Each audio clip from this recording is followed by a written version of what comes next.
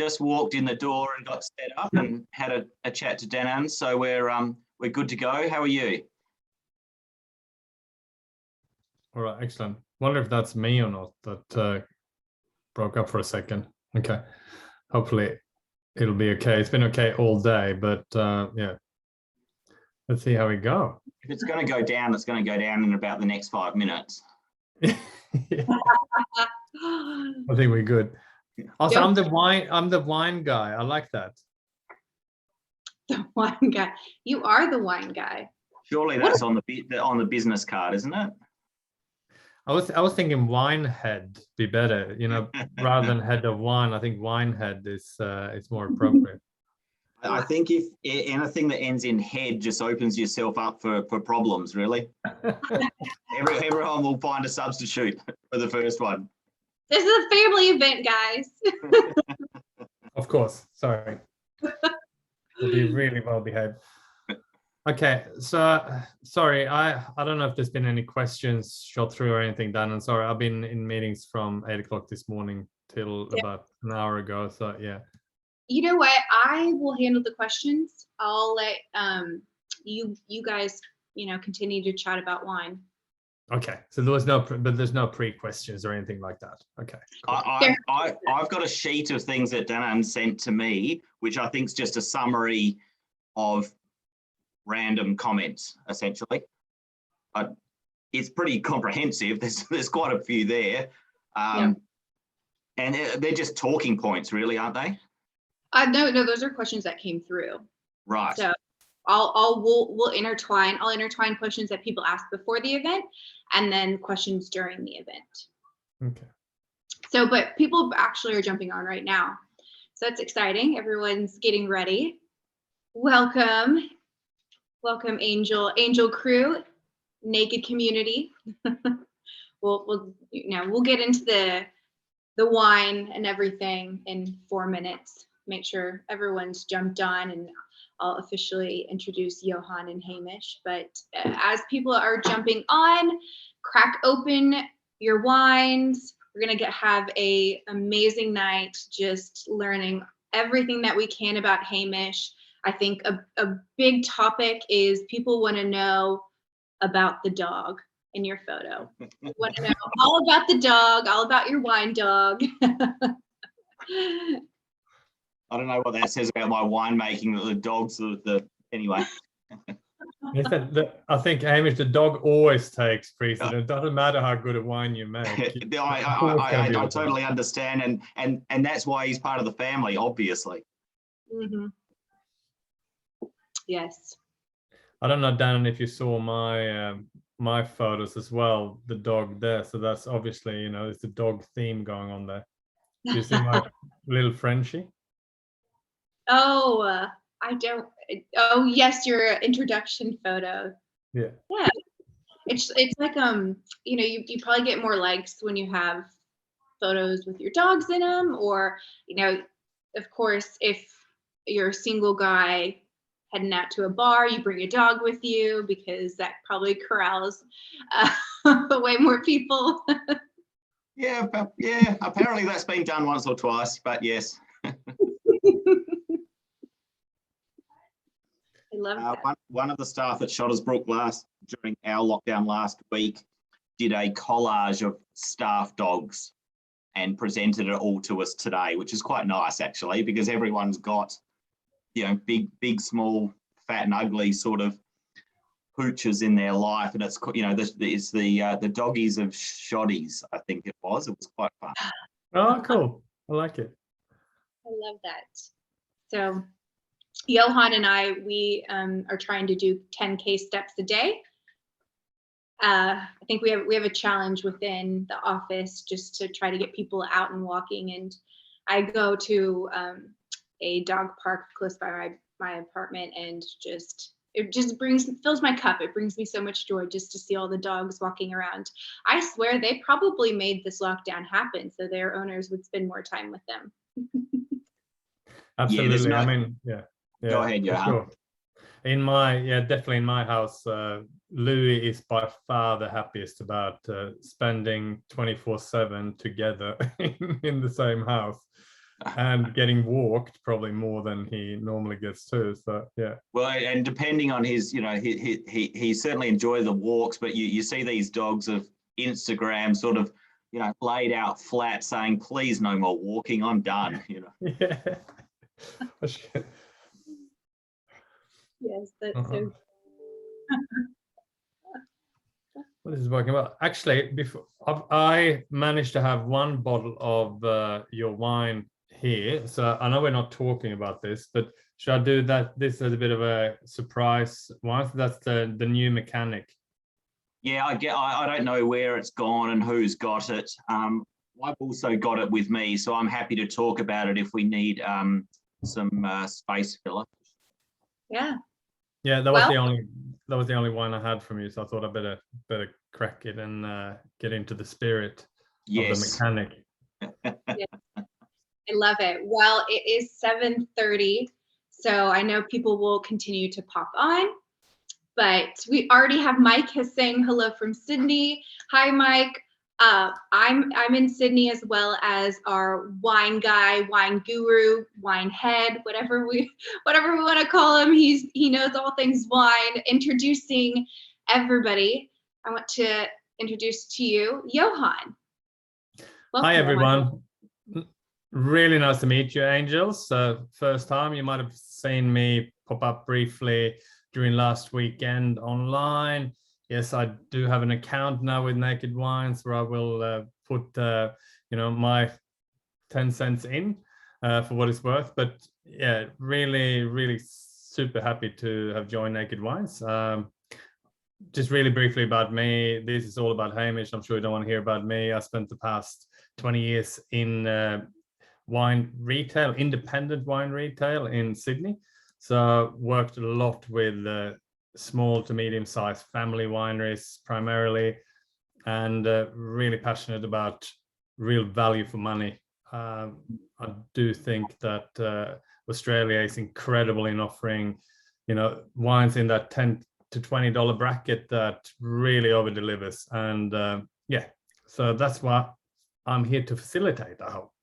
But as I said, it's not really about me. I'm sure we'll have quite a bit to do with each other over the years. And I'm excited to hear a bit more about Hamish, because as much as I've heard of Hamish and know of him, I don't really intimately know the stories behind his wines. So yeah, I'm as excited as you are. You probably know more than me.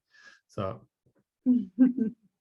yes, well, of course, we all came here to hear from Hamish, and I want everybody to crack open your wines, get ready for a wonderful hour of talking about Hamish, all things wine, of course, about his wine dog, and really encourage everybody to, if you have a question, please pop it in the chat. We already have a little bit of chatter going on. Everyone's saying hello. We have people from Sydney, Melbourne, Launceston, and other areas in Victoria. But as we kind of roll it over to the man of the hour, Hamish, welcome. Thank you so much for taking some time to talk us through your wines. Denon, thank you. Angels, good evening. Whether you're in Launceston or which I was in Tasmania last week, so I feel an affinity, there's no doubt. Sydney, Perth, or wherever you are in the country, thanks for joining in, which I hope is a bit of a rollicking hour of discussion on wine dogs, and anything else to do with the industry or anything else to do with anything in life, to be perfectly honest. These days we're a pretty open-minded bunch, and whatever comes up we will tackle. And to Johan, welcome to Naked, Johan. As you know, I'm one of the original 6 winemakers with Naked, as we started in 2012, and have had a really great working relationship with Mark, with Paul over the years, and it's lovely to be able to have someone come in and with such experience as you have in the industry. You're well regarded, and I think that Naked is fortunate to have you. So I look forward to learning more about you and seeing, taking your insights on the industry with your many years of experience. Oh, thank you, Hamish. So Angels, here we are. Tonight is really all about the launch of our, fundamentally the launch of our 3 2020 McLaren Vale Reds, namely the Shiraz Mataro Grenache, the SMG, the Shiraz Tempranillo, and the Cabernet Sangiovese. We'll work through all 3 of them over the space of the hour, and I look forward to your feedback and commentary and comments on them. These wines, as they stand now with these blends, we've had with Naked for maybe 6 or 7 years. We know they're in great demand. We sort of do this, not necessarily a virtual launch, but a physical launch every year at the winery. And I know that once they hit Naked, they run out the door pretty quickly. So I look forward to being able to taste through them with you tonight, and hope that you're all able to grab an allocation before they go. Yay, thank you so much. But, before you start off with the wines, we would love to know a little bit more about you, how you got into winemaking, and then, of course, the story behind the engine room name and label. And we have a 50th birthday celebration. They're celebrating in lockdown, so happy birthday.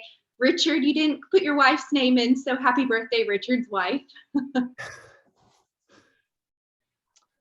Happy birthday, Richard's wife, Kate. as well. No, happy birthday, Kate.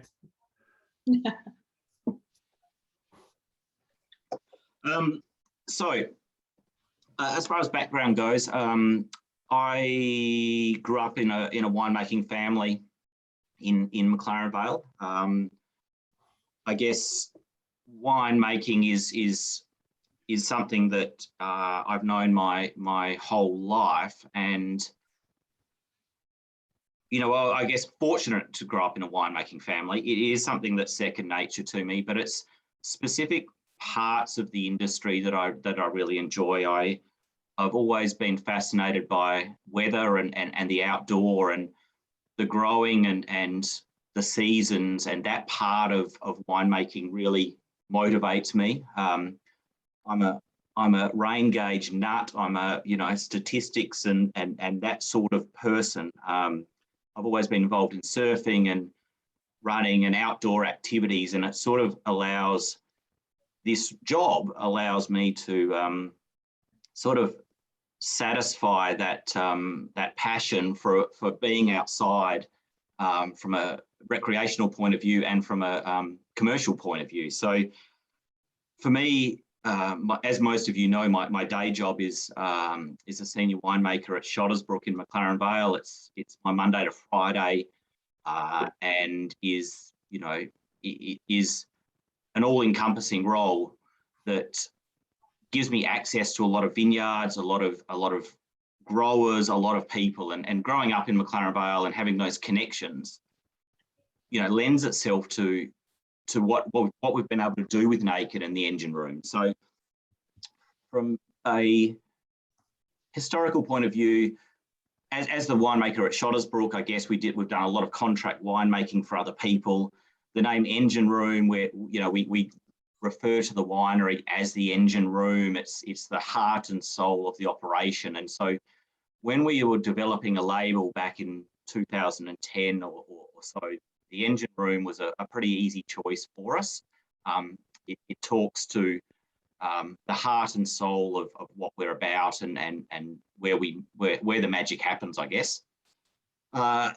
In 2012, as I said earlier, as one of the 6 original winemakers with Naked, I was recommended by a friend in Spain that was part of Naked UK.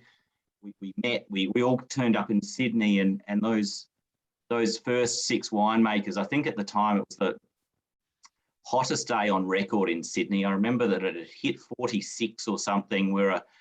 We went out on a boat in the harbour. It was all very flash at the time, and had sort of a day out there, and then did a tasting in the Botanic Gardens on the Friday or Thursday evening, and it was, eyeball sweating sort of heat, and it was quite a simple launch for something that's now become a huge part of my life and our family's life. And you know, we're talking 60 or so winemakers now in Australia that are funded and feed their family from what Naked's become. And that beginning, you know, I look very fondly back on it, but I don't think we ever realised at the time that it would become what Naked has become for all of us. Yeah, it's just amazing. And you know, we couldn't be here today without the support of our angel members and, you know, all the Aussie wine lovers out there. So, you know, truly thank you guys for all of what you do for us. It's totally true. It's the angels, and the angels perhaps don't get to see, you know, what's behind it and what makes it all tick. And it's all you guys as well that are in there, and we all feel the collaborative nature of it, I think, and the angels are such an invested part of all of us. And you know, the fact that we can do this stuff on a Thursday night and keep it really casual and chat about these things, it feels like an extended family. Yeah, absolutely. And all the amazing wines that you, over the years, obviously, all the winemakers and you, Hamish, have provided, that it's just, the value is just unbelievable. And there's so much more emotional connection with it, because, you know, we can sit here and we can talk to you. You know, you're the one that make these wines. It's not some nameless brand on a shelf. This is all about, you know, that connection, I think. And it's, you know, it's wonderful to hear you talk about that. And look, I don't think you ever lose the passion for what you do, for what we do. You know, like it is, the beauty with winemaking is that it's full circle. You know, right at the moment today, the pruners are, you know, it's finally a sunny day down here in McLaren Vale, and the pruners are out, you know, pruning, setting up for spring, thinking about crop loads and all those things. We run through spring, hopefully it rains enough, hopefully all of these things happen to get us through to harvest, to get the fruit in the winery, to start the process. And, you know, that's really our opportunity to flourish or flounder, I guess, at that time. And the beauty is, if it doesn't work out, you've got next year. Yeah. Exactly. So it always works out, people. It's okay. Just to confirm, you're kicking off with the Engine Room McLaren Vale Shiraz Mataro Grenache, right? The Shiraz Mataro Grenache, correct. Yes. Amazing. So why don't we get some wine in a glass and start this off? Look, I'd imagine that all of the angels have been holding off all day, and you know, they're just going to pour their first glass. Looks like Johan's maybe started a couple of minutes early. I don't know. We have Mike that said that he's already started. So, Mike and I think Tamara has said she's already started too. So, look, maybe okay. Guys. Mark and Tamara.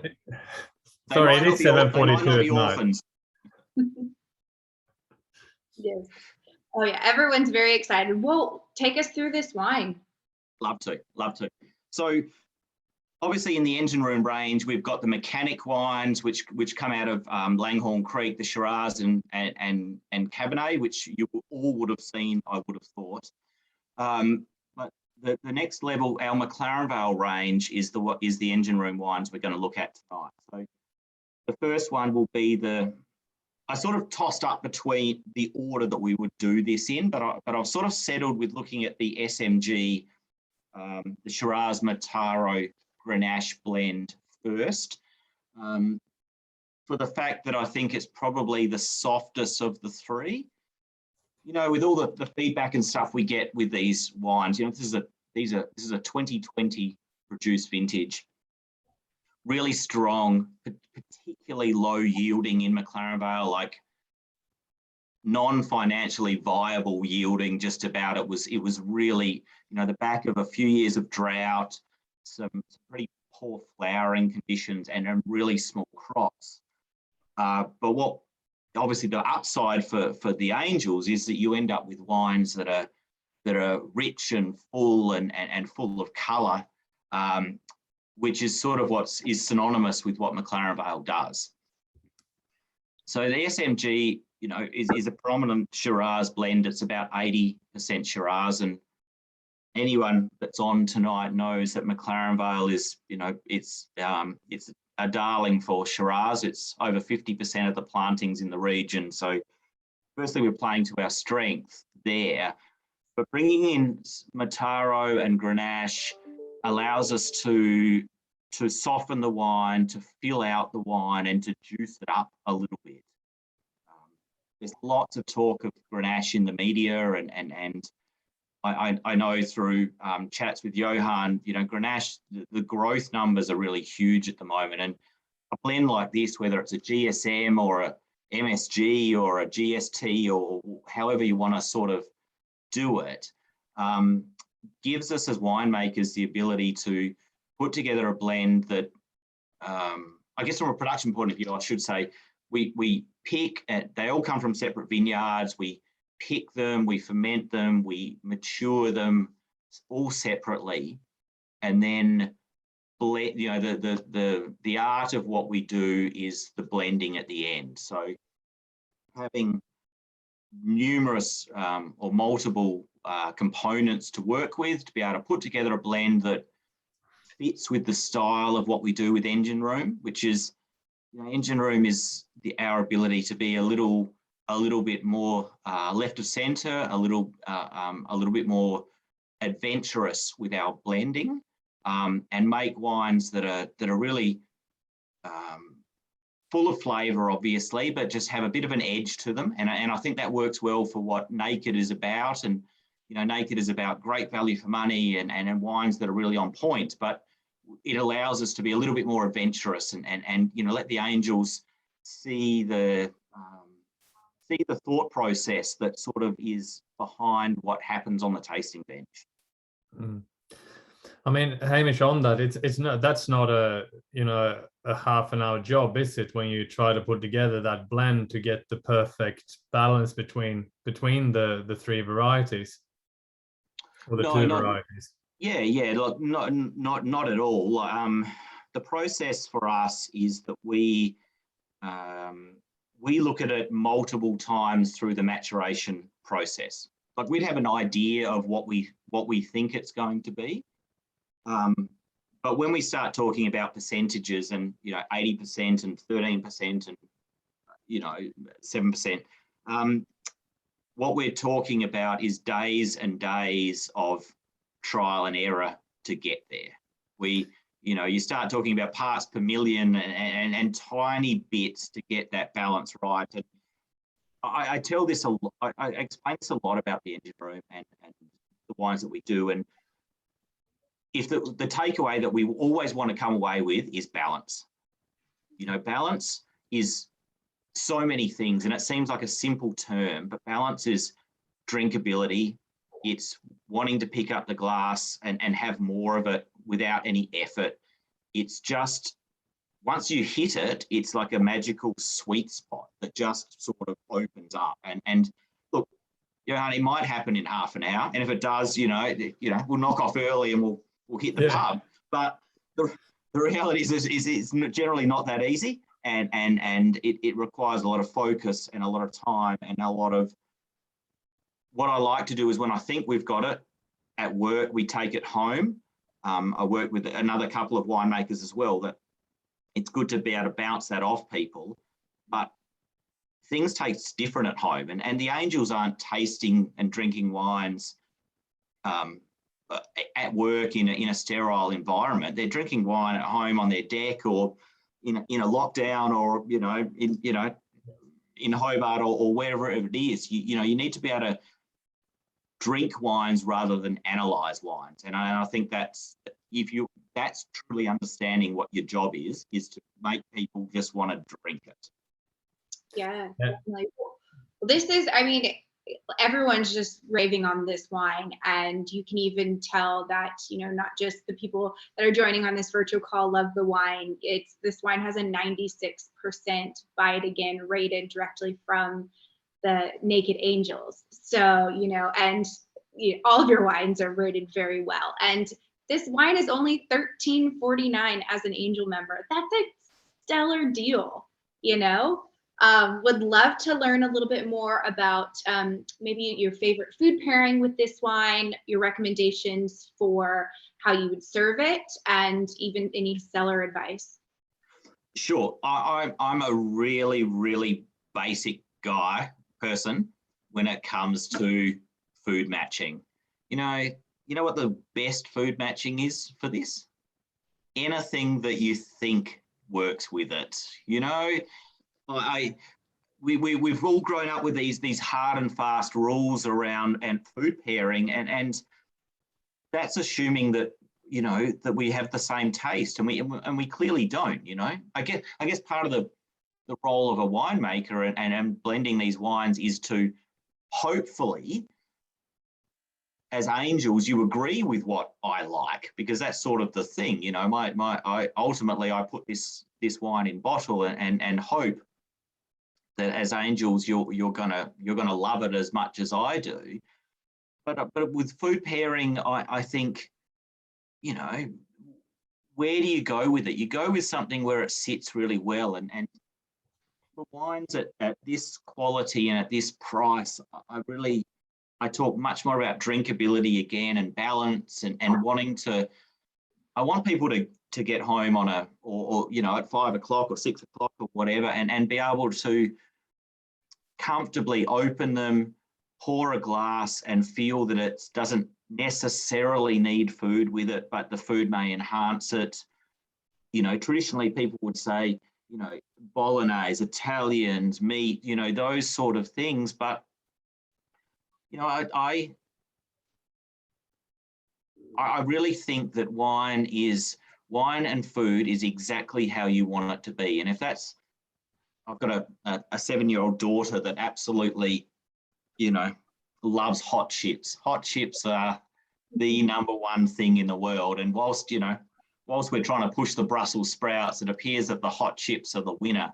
And, hot chips and SMG on a Thursday night, at home in winter sounds pretty good to me. And as far as cellaring goes as well, these wines, we make them to be drunk. The fortunate thing for us is, McLaren, people say really nice things about the wines that we make and the wines that come out of McLaren Vale. And the reality is that the region does so much of that work for us. It gets grapes ripe and full of flavour, and that's really, a lot of the job is done for us by that. But as what we try and do with Naked is put wines together that are fleshy and juicy and drinkable. And I would argue that this wine is probably drinking as I would like it to be now. It's, they're all bottled under screw cap, which I assume most of the wines at Naked are these days. And screw cap is essentially putting a seal on this wine. I've taken it to bottle, I've put it in the bottle, we've put a seal on it to sort of say, hey, we want it to stay as close to this as possible for as long as possible. But I'm not saying, hey, buy 6 bottles of this and stick it under the stairs for the next 10 years, which is completely fine, and the wine will be completely sound, but it's meant to be enjoyed like this. We get it so precisely on point that we want people to rip the cap off now and enjoy them. And the one thing I'll say, and I say it a lot in my commentary or chatting to angels, is with these reds, the biggest advantage you can get is just open them early. Open them, put them in a jug, put them in a decanter, put them in a glass, and the difference that 10 or 15 minutes can make to wines like this that are fleshy and juicy, that are reasonably young, is just a bit of time. Yeah. On the talk of decanters, do you have any, advice for aerators? How does that help? Aerators are actually pretty good. They are really a fast forward on the process. There's no doubt. I'm just as happy, like, well, I'll admit to it, at home, I've got a 1 litre plastic beaker that came out of the lab at work that does the job just as well as anything else. The issue is that if you pour a bottle into a 1 litre beaker, very rarely does it go back in the bottle. So, you know, it's a bit of a moderation issue. So good. You know, let's see. I think a lot of people are in agreement with hot chips and your wine pairing. So I love that. Maybe there's a business there for me, you know, like just hot chips and red wine. I reckon it's a really good combination. I reckon you're on point there, Hamish. I think it's brilliant. I never heard that food pairing before with McLaren Vale Reds, but I reckon that's it. You can see it working, hey? Yeah. That's so good. Well, is there a story behind the label? Yeah. So all of these labels, I won't put them on camera because it doesn't really work, but obviously everyone has them in front of them. When we first started with Naked, we had a very different, the engine room had a very different circular disc label, and some of the older, original Angels, I should say, not older Angels, because as Angels, we never age, obviously. So they would remember this old disc label. And when we redid it, essentially all of the components on those labels, what the designers asked me to do was sit down and write a list of things that interest you. You know, what's in your mind? What do you think about? And I think about a lot of things, it turns out. And once you start writing lists like that, and especially, you know, a couple of glasses of SMG down the track, it can get pretty creative about things that are in your mind. And literally went with a list of things that interest me, that I like to do or like to actively educate myself about. And really they went through and just found images to match my list and put the design together. So, you know, the engine room again is a creation of obviously what I'm thinking about and creating, and the labels are really an extension of you know, whatever that stuff is inside my head all the time.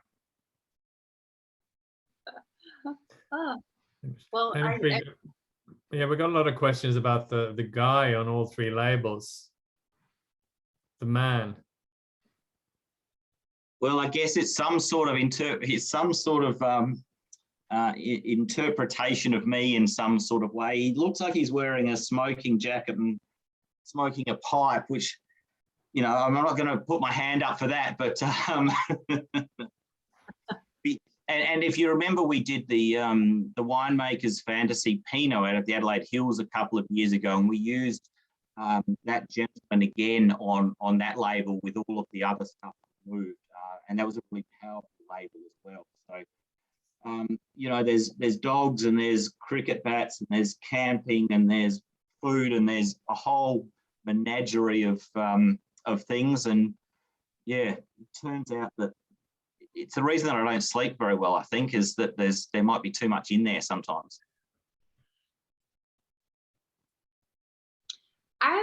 Johan, I think you could take this question. Somebody was asking about if could you talk through bottle shock and if it's a thing. Robert's personal concern is travel shock.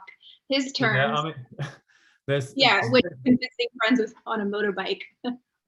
Yeah, absolutely. I mean, they are both valid terms. So bottle shock is often what you talk about straight after bottling. So wines coming straight off the bottling line, and they do get a bit of shock. So, you know, they can appear a bit flat. They are not the vibrant best. And I'm sure Hamish actually got a lot more experience in looking at wine, obviously straight off the bottling line, and possibly holding them back for a little period of time. In particular, for more premium wines, that's what you would do. But I'll talk to the travel shock, because that is actually absolutely the case. Wines can be delicate, I mean, to varying degrees, but it is absolutely true that most wines don't like to travel and get shaken like this. And it takes them quite some time to calm down. So yeah, riding on a motorbike for a longer period of time is probably not what I would recommend with, if you're going to drink it straight away. It will calm down reasonably quickly, but yeah, if you're going to travel on a bike and crack it straight away, yeah, that can definitely happen. But in terms of bottle shock, Hamish, did you have something else to add there? Yeah. Look, it's a term that's thrown around a lot. I would generalizations. We would be more concerned about a Riesling or a Sauvignon Blanc than I would be around a Cabernet Sangiovese or a SMG from a bottle shock perspective. But I also think it does bounce back pretty quickly. The bottling process is a lot less pressured and a lot softer than it was 10 or 15 years ago. And we, from a quality control perspective, from when we bottle to when we send is probably 2 months or so, depending on what it is, to make sure that it's okay. And back to the thing about riding on a motorbike with a bottle of wine, I'd be, if I was riding a motorbike somewhere, I'd probably have a bottle of whiskey with me, and I don't think whiskey suffers the same problems. Well, there you go. Well, take us through bottle number 2. I will just finish on the SMG. I didn't talk about, so the Shiraz is obviously the main component in there at 80%. The Mataro, for in Australia we use the term Mataro. In France we use Mourvedre. In Spain we, Johan, what do we use in Spain? Sorry? What's Mataro's Spanish name? Monastrell? Yeah, thank you. Yeah. And it's just a dark, inky grape that we have played around it with a standalone wine with it, but it really loves blending. It's more comfortable with friends, and it works really well in this sort of wine that we're trying to do. The Grenache that goes into this is off our prized Grenache block in McLaren Flat. It's a long-term grower for us. It's 80-year-old bush vine Grenache, and it really brings a prettiness to this blend. I started off talking about these sort of blends and their different alliterations, and they're just about enjoyability and drinkability, and from a growth in sales perspective within Naked and outside of Naked, this sort of wine, this medium-bodied, juicy, fleshy, balanced, drinkable wine is double-digit growth, because people really it's about there's a bit of instant gratification, I think, that comes from something like an SMG or a GSM, and more to it. From our perspective, we love making it, and we love the comments that we get from angels on it.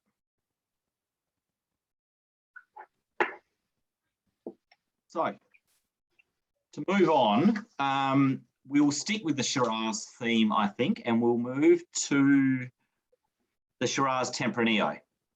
So again, using our hero variety out of McLaren Vale is a pretty good start for these sort of blends, but bringing in the edgier variety of Tempranillo, it's not a very overly well-known blend, and it in some ways is a bit of a juxtaposition of what Shiraz is and what Tempranillo is. But through the blending process, again, we end up with wines that are, Shiraz can be a little bit sweet, I should say, in some way. And Tempranillo, by its nature, can be tannic and structural, and using that combination of juicy, round McLaren Vale Shiraz that we know so well, and a structural Tempranillo brings a wine that's got a savouriness to it that I find quite Moorish. You know, whilst the GSM is instant gratification, the Shiraz Temp is a wine that maybe not as instantly satisfying, but it grows on you, and the Tempranillo component makes you want to pick it up, and there's a bit more going on in this wine, a bit more depth to it, I think. Yes, lovely. Nicole says this one's a winner. And everybody's agreeing with her. I think this, last year's Shiraz Temp won the trophy at the McLaren Vale Wine Show for the best Shiraz blend. And I think the year before we won it with the SMG. So we've sort of got a bit of a stranglehold on, I think we're going for 3 years in a row with the Shiraz blend trophy in McLaren Vale. And, you know, the fact that it's for engine room wines and it's for, you know, stuff that's selling at $13.50 a bottle, up against some pretty heavy hitters in that category in McLaren Vale, speaks volumes about the style and the quality that we can get, you know, up on Naked. Yeah, I think you really nailed it with this blend, Hamish. I tasted the 3 wines, lucky enough to taste them a couple of weeks ago. I haven't got them here with me, but I just looked back at my notes, and I think that Shiraz Tempranillo was my pick of the 3, for whatever that's worth. But I think it just, when you talk about harmony between the 2 grape varieties, I think that is just humming along so nicely. Looking at it again, you know, again, there's that juicy sweetness of the Shiraz, but there's an earthiness, I think, that the Tempranillo brings into it, and that stretches the palate, and really, you know, it's a much more substantial wine than the price point belies, I guess. Yeah, no, I think so. And I think also we don't necessarily recommend people to cellar these wines, and, you know, that they are super delicious and approachable now. But, you know, rest assured, if you happen to forget a bottle and you crack it in 3 or 4 years' time, the quality is there for it to, you know, be absolutely wonderful as well. Oh, look, absolutely, and you know, don't get me wrong. I'm not advocating that it should all be drunk before, you know, before the end of the month. Yeah, come on. The 29th today, so, you know, we make wines with the ideal that people will cellar them. They will look at them in 2 years and 4 years and 6 years and 10 years, and, you know, as winemakers, we're pretty fortunate to have extent or cellars and wine that sort of can sit around. You know, we have the opportunity to do that. And some of those early engine room wines from, you know, 2010, 2012, they're lovely, delicious, juicy wines, and they just change. They change over time. And something like this Shiraz Temp is a perfect example of a wine that would last well. Yes, lovely. What's the percentage of the 2 grapes? It's, I was just looking at my notes in front of me to remind myself, and we're looking at about 94 and 6, so 94% Shiraz, and I think more importantly is the 6% Tempranillo. When we look at it, you know, it in the wine in front of me, it shows strongly, it shows powerfully, and shows a lot on the finish, and speaks to what Tempranillo can be. And Tempranillo can be a really, really tannic, beasty sort of wine that needs 10 years in the cellar to even approach it. But this sort of combination where you can bring in the Shiraz to drive it and the Tempranillo to take it home, is I guess the ethos of what we're trying to do with the engine room and these sort of off-kilter red blends. And at what point of the in the winemaking process do you blend the varietals together? We would have a go at it, like a look. You know, we look at the wines numerous times through the process, but ultimately we would be looking at putting the final blends together towards the end of maturation. So we would be comfortable that the Shiraz was in the zone that we wanted it. The Tempranillo was close enough, and a few weeks out from bottle, we would start the process of pulling all the samples, all the components, all the barrel numbers, all the tanks, and start working through whether it's 0.8% or it's 28%, and then trying to find that balance where the Shiraz, as the lead variety, is still varietally defined, and then the Tempranillo does the job that it's there for. And I think I agree. Like that wine looks young for me. I only just opened. I only sort of got on the call just before we went on, and it's come cold from my cellar to sort of up here. But as that warms and as that's open for 20 or 30 minutes, they really evolve, and the perfume that comes from McLaren Vale Shiraz will really come to the fore.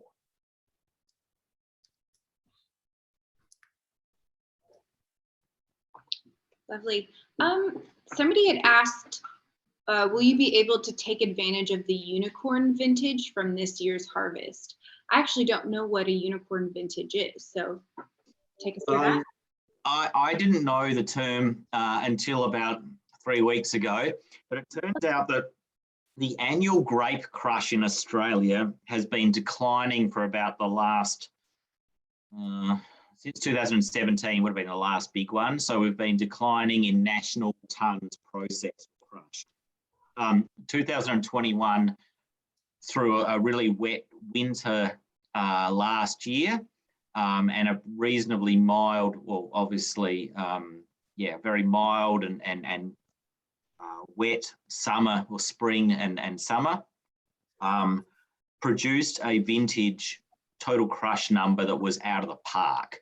So I think the term unicorn vintage, sort of from a mathematical or graphed way, we were down and now we've gone sort of up like this. So I think that's where we're looking. I don't know if it stays unicorn if we go big again. Is that a double unicorn? Like if we go up and then we go, I don't know how that works, but can we take advantage of it? Our tanks, and I'll speak generally, were pretty empty at the end of 2020. We'd gone through, in the southern part of Australia, 3 years of drought, 3 years of reduced crops, and some pretty good sales. So our litres on hand were reducing. And a vintage like 2021 is great for growers. They've hopefully been able to put some money in the bank.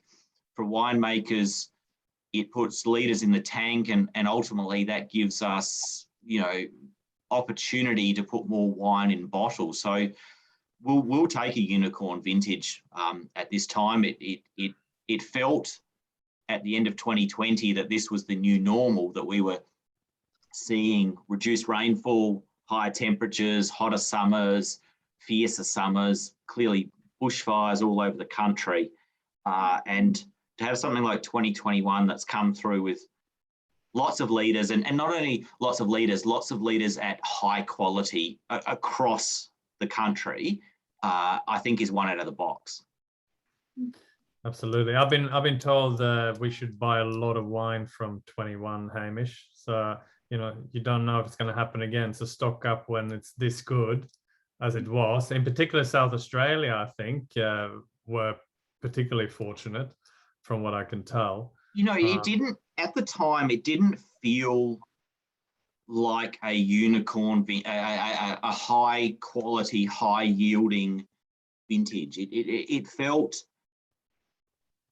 like it might have some challenges to it. It rained through spring, which is, fundamentally what we're not looking for. and it will cooler summer, and we will take the respite from not being as hot as it had been, but it was the way that the end of summer and autumn, the ripening period and the harvest period went on, that the sugars didn't spike. We just had mild, even weather. It didn't look like it was going to rain. It just sort of kept going and kept going. And it got back, it reminds me of 2010, which I'll often refer to as the easiest vintage from a winemaker's perspective. But ultimately, there was great tons. The wines we made were so effortless. The balance was there from day one. Like, it just was we've referred to it as a gentleman's vintage in a way years ago, which is probably un-PC these days, but it just sort of flowed so easily without the pressure. And 2021 was exactly the same. It just, we picked when we want to pick. We could put a block off for a couple of days because the pressure was released. And I hear that is all over the country. Yeah. I mean, it comes down a lot to, we're not going to keep on talking about this too long, but it comes down a lot to not having the pressure of having those extreme temperatures, right? So you don't have to pick tomorrow or the day after because it's going to be 46 degrees in 3 or 4 days' time. But well, absolutely. But what fundamentally, from a wine producer's perspective, it means that you pick on flavour, not on sugar accumulation. Yeah. We're not forced to pick because it's been so fiercely hot that if we don't, we're gonna run the alcohols too high. We're picking because the block tastes like it's good to go, and all the analytics and everything else tell you it is. But it's really refreshing. Yeah, fantastic. Let's hope for another one. Yeah. Yeah, totally. I'm all over it. I'll see what I can do. Lovely. Well, take us through some food pairing on this Shiraz Tempranillo, and challenge, you can't say hot chips again. Sure. Well, that there goes my number one pairing. I think there's a bit more substance to this wine, this Shiraz Temp, and for me, I think it lends itself probably of the three more to a protein-based dishes, something with a bit more texture to it, something with a bit more grunt to it. Again, I'm not going to. Actually, I have thought of something. All the boys at work, all the cellar hands, and they're all they love barbecuing. Everyone's into barbecuing. They love, no flame, all coals and full of flavour and slow cooked and slow roasted.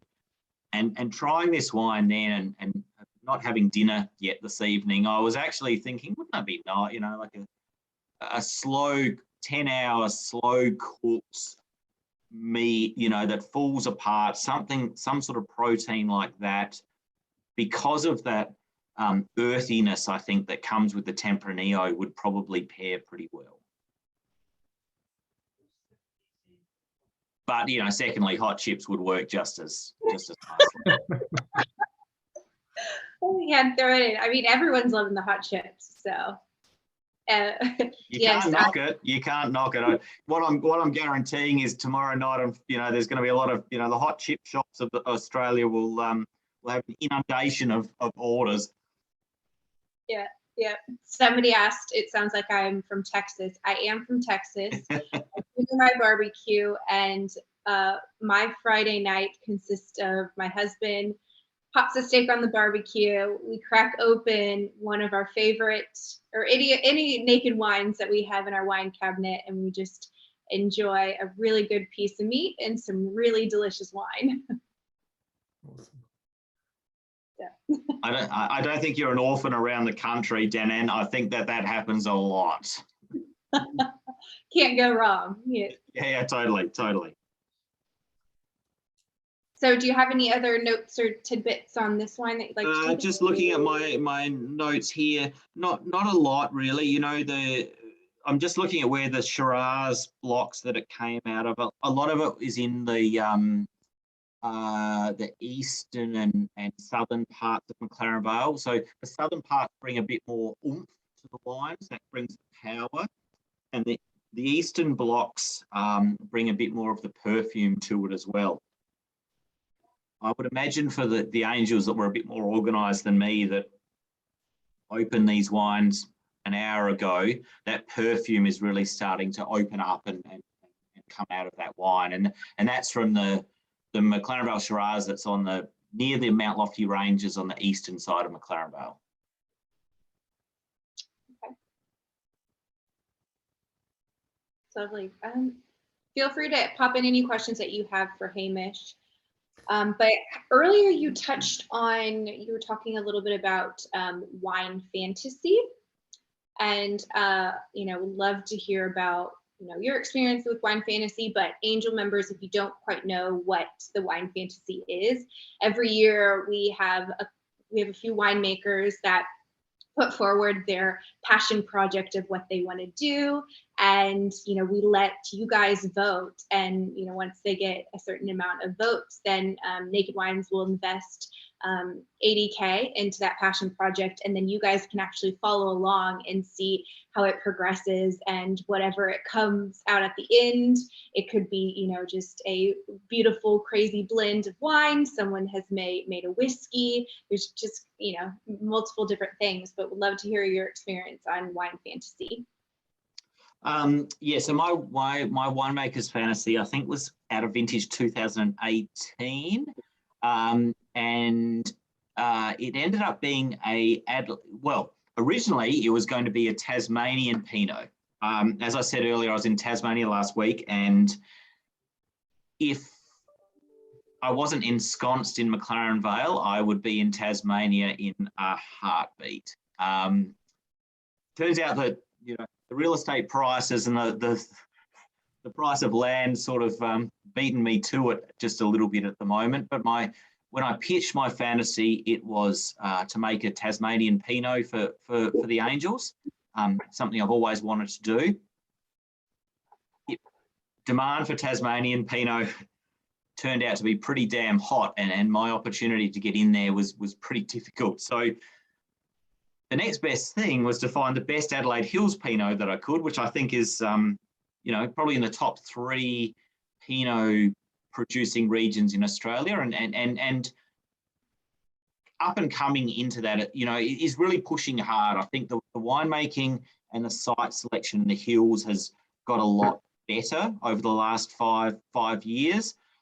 And so, we went on the hunt for a block of Pinot, and that whilst we make, for Shottersbrook, I make an Adelaide Hills Pinot, we wanted something pretty special, which after a lot of hunting we found, and we were able to make an Adelaide Hills Pinot in 2018 as my winemaker's fantasy, that is such a lovely wine, and is a wine that I would stand behind it any day of the week as a really lovely, elegant, fragrant example of how good Adelaide Hills Pinot could be. And as disappointing as it was not being able to do it out of Tassie, it felt second best at the time, but I was still so happy, and I still see Angels that bought it, that have cellared it, that have sat on it, that open it for a special occasion, or the right to me to say, hey, that is such a lovely bottle of wine, and it's such a thrill to be able to have done that, and for someone else to enjoy it, not just me. That's lovely. Well, conscious of time, can you take us through the last one, Cabernet Sangiovese? Sure. That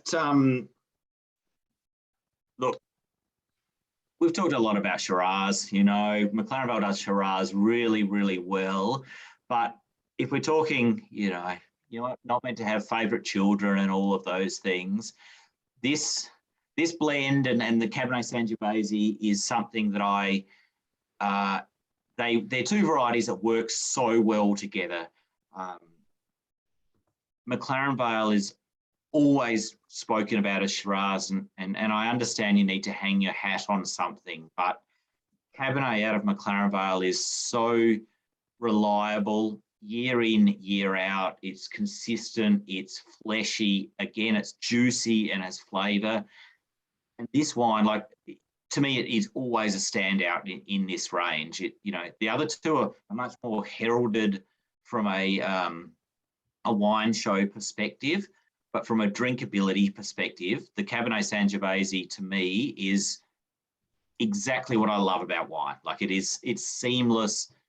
Cabernet and the Sangiovese are, a match made in heaven. They work so well together, and it just is a wine that the first smell of it makes me think, yeah, I'm not really interested in anything else. That's where I want to park my glass for the evening.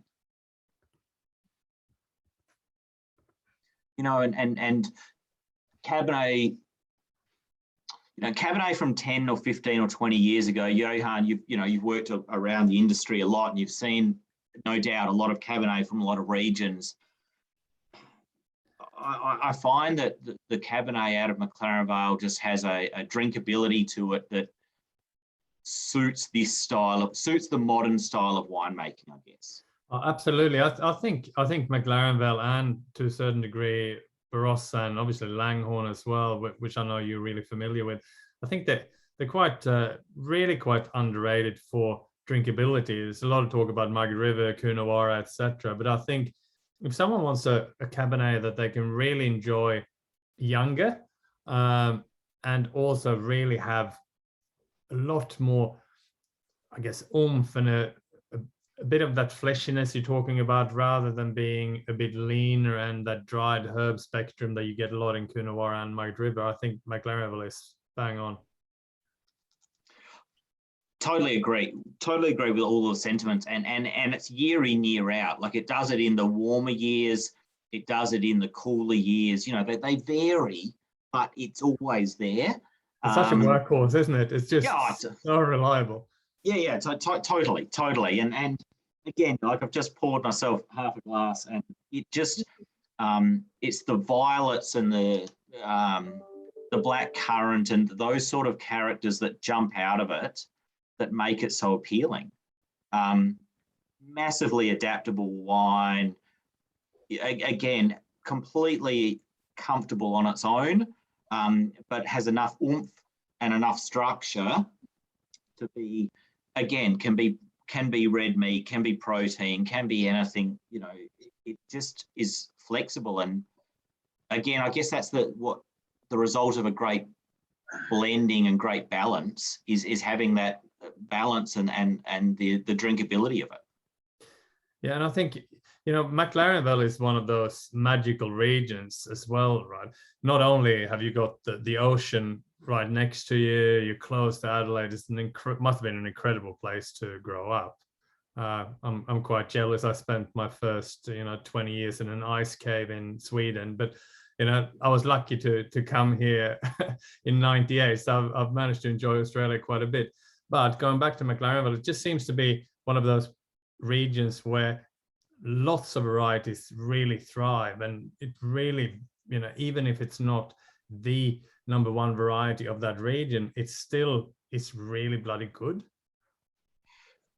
I think so, and we talk about the ocean a lot and proximity, obviously, but for me, I'm just as big a fan of the fact that the southern Mount Lofty ranges, essentially, which is the start of the Adelaide Hills, are 2 kilometres from the winery, and so you have the sea influence on one side, but you have the sea breeze, the gully breeze that comes out of the hills as well. So it warms quickly, but it cools quickly in the afternoon, and I think that's a lot of the advantage of the region. Awesome. Lovely. Well, you have converted quite a few non-red wine drinkers over to your wines, because I think some partners are joining in on the fun of tasting your wines, and gotten some notes that people are saying that they have thoroughly enjoyed your wine. So, I mean, all three have just been such crackers tonight. Thank you for taking us through that. I'm actually really curious, because Sangiovese is an Italian varietal. So what are the similarities to, you know, the winemaking and the grape growing in Australia compared to it in Italy? You know, we don't, I'm not one to try and compare, you know, we're not trying to say, hey, this is, you know, this is like Italy, or this is like Bordeaux or Barolo or whatever. And don't forget, in Tuscany, you know, the Cabernet Sangiovese is a really well, the Super Tuscans, all of those wines are that. You know, we're Australians, and we're McLaren Vale, and what we do is we use the natural advantages that we have, and you know, for Johan growing up in Sweden, or you know, for everyone, you know, you in Texas, you know, understanding the climatic advantages of McLaren Vale. And you know, we all talk about making wine in lots of places all over the world, and those experiences, which are all great and all things that we've all done and traveled, but it's, as you get a bit older, you realize it's time in one place, the subtleties of season, the understanding of where the summer shadows come and where they don't, where the winds are, why a spring wind like that might mean that this happens. It sounds like an old farmer's sort of understanding of the land and your environment, and it is like it time in a region, the repeating of the seasons gives you an insight into an idea of what may be coming, and you may have seen this before, and using that experience to modify your processes allows you to look at Cabernet and look at Sangiovese and look at these varieties and use your experience to change direction if the season is doing that for you, and having a ear or an eye or a nose to the wind to try and pick up on those subtleties is, I guess, is what experience is about. Lovely, well said. Yes, very well said. Well, of course, as we're wrapping up the night, if you guys ever have any questions or just want to connect with Hamish, be sure to follow him on our site, follow his profile. I've popped it in the chat a few times, but I'll pop it in one more time if you want to just click follow so you can see what Hamish is up to throughout the winemaking experience. Drop him a note, ask him questions, and of course, please don't forget to rate his wines. Only if you like them. No, just kidding. we love all ratings and reviews, and are so thankful for all of the Angel members. But you know, before we sign off, Hamish, you mentioned your cellar door. Can Angels come and visit you? In a normal world, Dan, yes, they can. Not at the moment. No, we're closed. We unfortunately the physical launch on Sunday has been postponed until September. But yes, you know, at Shottersbrook in McLaren Vale, we're there. We're open 7 days a week, and you know, we love Angels and we love the interaction. So please feel free to come in and make yourself known when the time is, when we're all able to do that again. And look, thank you, Angels, firstly for your support and your feedback and the time you take to, you know, wine's meant to be fun, and you guys make it fun. You know, the industry sometimes can be all about a little bit about profit and loss and you know, and sales stats, and as Angels, you make what we do enjoyable and satisfying, and that direct feedback is something that we all the winemakers thrive on, I know. So thank you for your support and the kind comments, and even some of the ones that aren't that kind, but that's all right. You know, I got broad shoulders, we're okay. And Johan, again, welcome to Naked. You know, it'll be great for all of the Angels to get to know you more, and I know personally I'm really happy to have you on board. And Dan, great hosting, great job, and you know, we all need to sort of sign off and go enjoy our Thursday evening.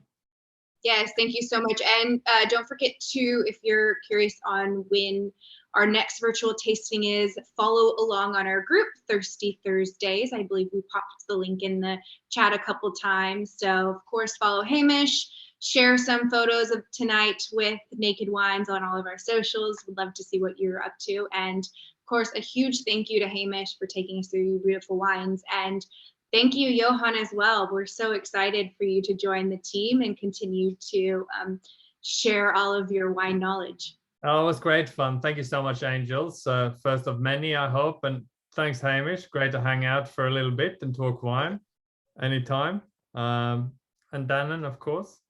Yes. Thank you. Well, we're going to sign off, but everybody have a wonderful night. Thank you again, and hope to see you next time. All right. Good night. Lovely. Score. Bye. Yeah, see you. Thanks. See you. Bye.